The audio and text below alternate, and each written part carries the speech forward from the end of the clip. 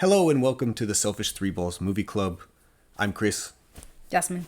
And today we are talking about Broken Rage, the newest film from Takeshi Kitano. Yes, it was. I didn't know it was coming out at all. Neither did I. It was just there, you know. Yeah. When I turned on the stick? the stick, and it was just there. I guess like there's a new movie of Takeshi. Yeah, I guess it came out in 2024, and it premiered at the Venice Film Festival. Yes, yep. Which I didn't know any of those things. I didn't realize. I guess I was behind on the Kitano news. But we turned on Amazon Prime, and there it was, and we were like, let's watch it. Selfish. Three balls. Movie club.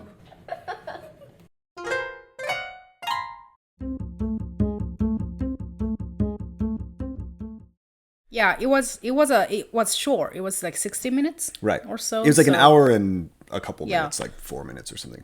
Yeah, I think I was not feeling like watching the full movie, and it was just short. It looked like short and violent, so like, yeah, let's go for it. Yeah, short and violent. I can't say no to those things. Yeah, Broken Rage. But then we were so surprised because it was completely different than anything we were expecting.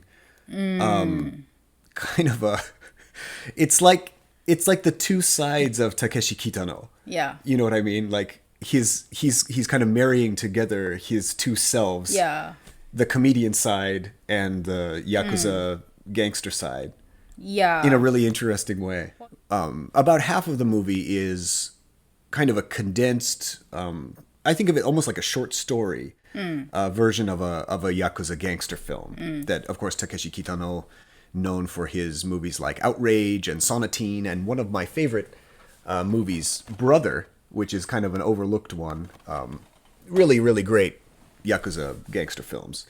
So the first 30 minutes is a complete story. Yeah. And then... that story, the 30-minute story, really felt like Takeshi's story. It's like usual Takeshi's thing, like you're saying. Yeah, his old Yakuza Everything films. goes really smooth, and these like weird deals and weird relationship, and okay, you have to do this, you have to do that, and it just goes smooth, and it's an ideal story carrying along. Yeah. I guess we should say a little bit like, okay, so Takeshi Kitano, now 78 years old, is this Nezumi-san, which is like Mr. Mouse. It sounds kind of stupid in English, but I think it sounds cool in Japanese. Nezumi-san. No, still kind of lame. No. But anyway, Mr. Mouse, or Nezumi-san, is essentially a hitman. And he gets these envelopes from someone that he doesn't even know who it is, and then he goes and he kills people.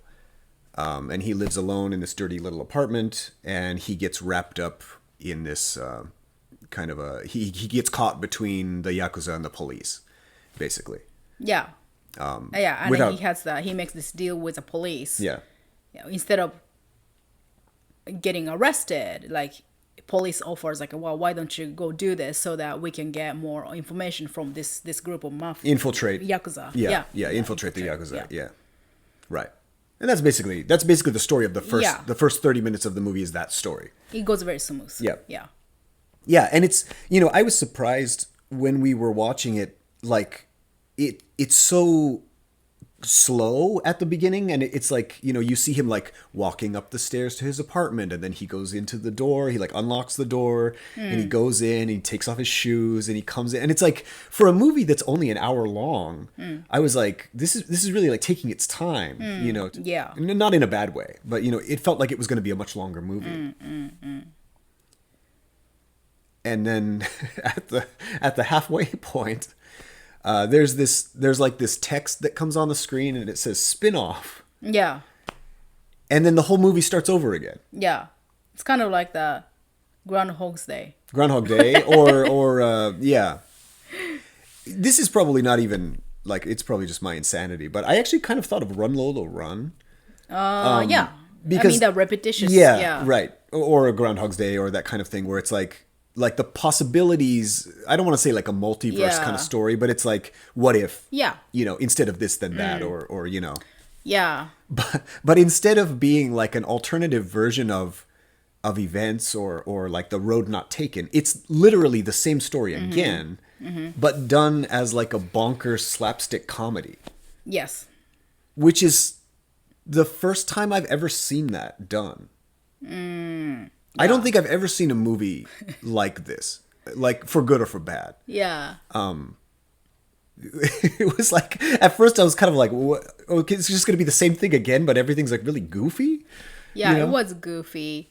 But yeah, I mean, Takeshi is a comedian. Yeah. I know he's known in the West as a movie director, but he started from comedian. So yeah. And he's still doing comedy. Yeah, I felt like, yeah, well, this is how he is. But yeah, it was kind of funny. It was kind of almost refreshing to see him like that. I guess it's been a while. Yeah. You know? Yeah. And yeah, being all goofy. But at the same time, like the first version of the story was too smooth. It's like a movie, you know? Like watching a movie or reading a fiction. Like, well, yeah, of course it goes like that. It's all cool, you know, just nicely ends like that. But the second goofy version is more like a reality, even though a little more goofy than a reality. It's surreality, if I could say. Yeah, but it's more like, yeah, of course, you know, I would just fall down like that right then, or, you know. Yeah, so that's the thing is, shot by shot, it's the same movie again. But then it's like, you know, he goes up the stairs to his apartment, but he like trips and he like falls down on the stairs, or like when he goes into the cafe to get his envelope that shows who he's supposed to kill. Yeah. Like these people are coming out of the cafe and they push past him and he gets all confused. Yeah. You know, in the reality, it might happen. Whereas in the movies, of course, you know, he can just smoothly walk in. Yeah. Kind of thing. And he can It's just like, pull out a just gun funny. in a nightclub and just gun people down. Yeah. So it's almost like making fun of like movie itself. Yeah. You know. Yeah. And then in the nightclub scene where he in the first one, he, you know, very smoothly pulls out his gun and he murders these guys, and then, you know, he dramatically leaves. Yeah. And then in the second one, it's like, I mean, it's literally the same shot, and he pulls out his gun backwards. Yes. And he points the handle of it. Yeah. And then he's like, oh, and he just turns it around and then starts murdering people.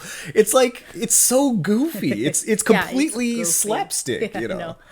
Yeah. But I guess that's where I felt a little like, I found that it's not like the funniest thing that you see, but I felt like comfortable in there, because anymore, like maybe it's my age, but like, you know, the humor is always like witty and so fashionable and so like well thought out and like, or sarcastic, kind of snarky. Yeah. I don't know. These like layers of like this meta, right.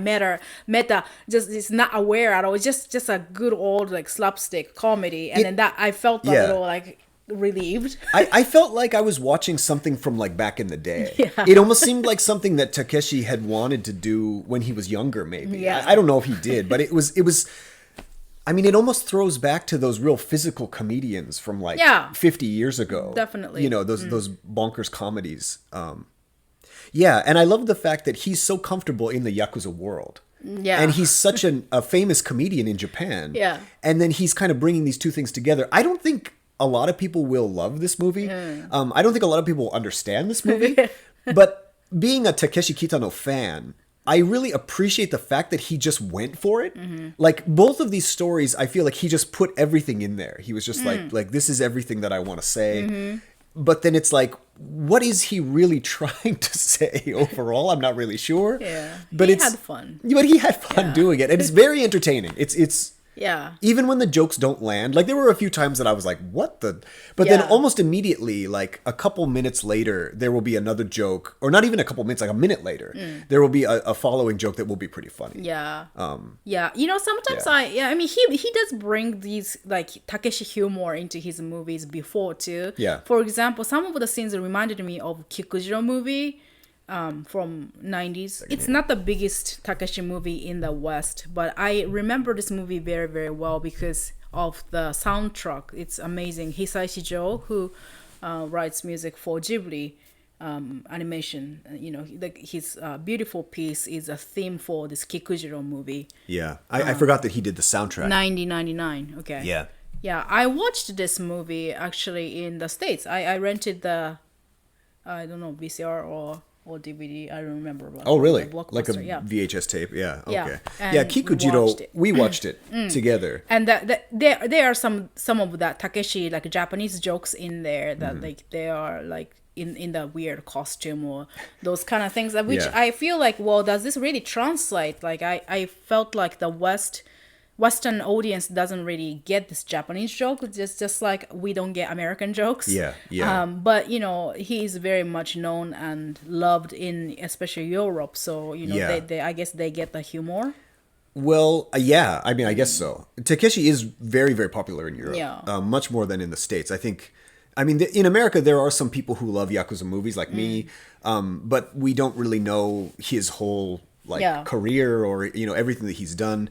I think even Kikujiro is pretty unknown. Yeah. All I remember about that movie is that he's really immature, and he's with a little boy, and it's almost like they're kind of the same, even though he's like a middle-aged man, but he's making like fart jokes and like just being really goofy the whole time. Him just hanging out with a little boy. Yeah. It's his summer vacation, so it's like a one summer story. He's just this kind of annoying, like immature old man. And Yeah. Yeah, so I remember these things in watching this what was it? Broken Rage. It's okay. Broken Brain. Broken Rage. Yeah. Yeah. So I was thinking about that. Yeah. The other thing that we loved about this movie is the casting. Oh, yes. Which I wasn't even aware. I mean, I like Japanese movies. I'm somewhat aware of Japanese actors, but not as much as you. And I was really happy to see Tadanobu Asano from, you would know him from Shogun. He's also in a couple of the Marvel movies. He's also in one of my very favorite bonkers movies. If you like, kind of like Broken Rage, if you've seen Broken Rage and you like it, I would highly recommend Shark Skin Man and Peach Hip Girl, which is one of the weirdest, wackiest sort of action comedies. Not as wacky as Broken Rage, but it is very, very silly. And very much like the Tarantino violence with like the slapstick humor. Asano is the star of that one. Yeah, Asano is definitely like he has been always one of my favorite actors. Yeah. And he used to be so hot. I said he used to be. He's like he's becoming a little too like round, not like physically, but he used to be very like wild. Like I had that image of like he was kind of a bad boy, real sharp, bad boy, yeah, that kind of vibe. But now he's more like easy to get along with, but I'm really like happy for him succeeding in Hollywood. With Shogun series, and he deserves that. Everything that he's getting right now. But Shido Nakamura is also my absolute favorite, and he's just, in terms of acting skill, I think he's one of the best Japanese actors, and he is a kabuki guy, and I'm just really a fan of him, his acting. Of course, I mean, I have never seen kabuki, but I'm sure he does a good job. I don't really know kabuki. Like, I feel like you have to be very much like educated and cultured to understand kabuki. But I know him as a movie actor, and he is in Takeshi's previous movie, Kubi. Right. 23, I think. 2023. Right. But talk a little bit about Kubi, because I still haven't seen it yet. I think it's available in Amazon. Yeah, I think so too. Yeah. Yeah, it doesn't have subtitles, English subtitles. So I don't know, if you are living in an English-speaking country, maybe it has a subtitles. Maybe it's there. I don't know. But yeah, Kubi literally means neck. Neck, yeah. But it's a samurai film. Yes. Yeah, so Kubi, I went to the movie theater to watch this. The samurai, Shogun. Yeah. And the historical story.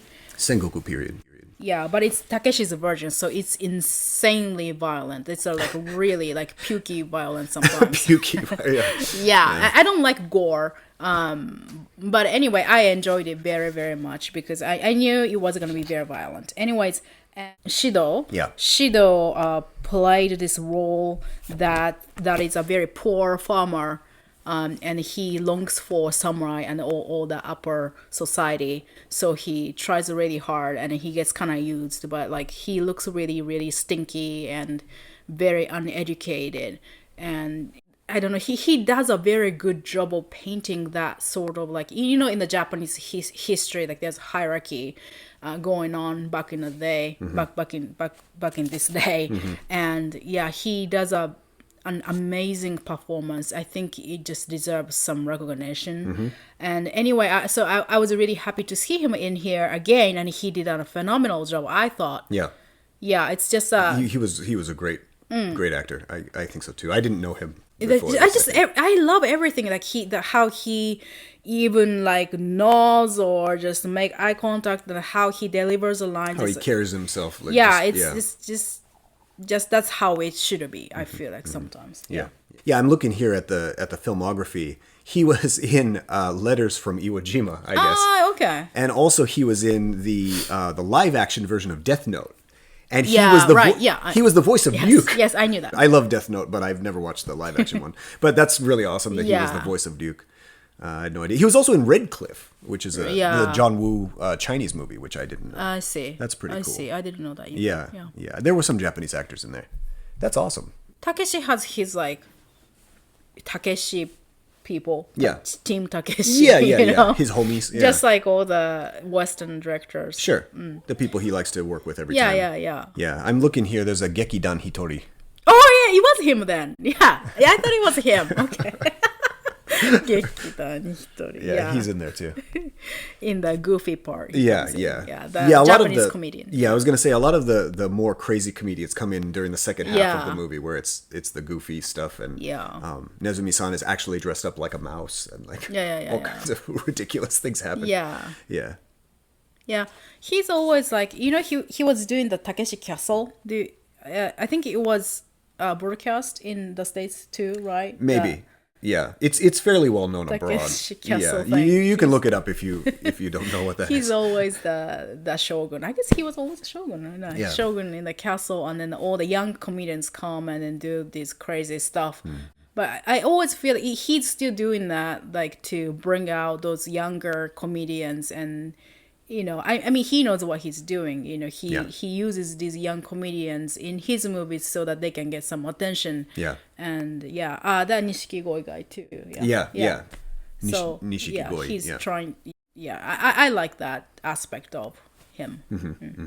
Yeah. So I would recommend this movie if you like Japanese movies or Takeshi movies, Takeshi World, and if you want to see some like good old comedy, I guess. Nothing fancy. No, it's actually kind of vulgar and like pretty lowbrow, I would also recommend this movie just to see a different side of Takeshi, especially for people who don't know his comedy and they don't know his goofy side. If you've seen movies like Outrage and Violent Cop and Sonatine, this is that kind of movie, but just completely flipped on its head. Yeah. And I like that. It's refreshing. Yeah. The man's 78, he can do literally anything he wants, and he is. And I think that's cool. Like, whether it works for you or not, I think it's worth seeing. Yeah. Because it's something just completely different. Yeah. No, that's all we got. Yep, that's all we got. Yeah. A heartfelt recommendation from Crescent and Jasmine. Okay. Okay. See you. See ya.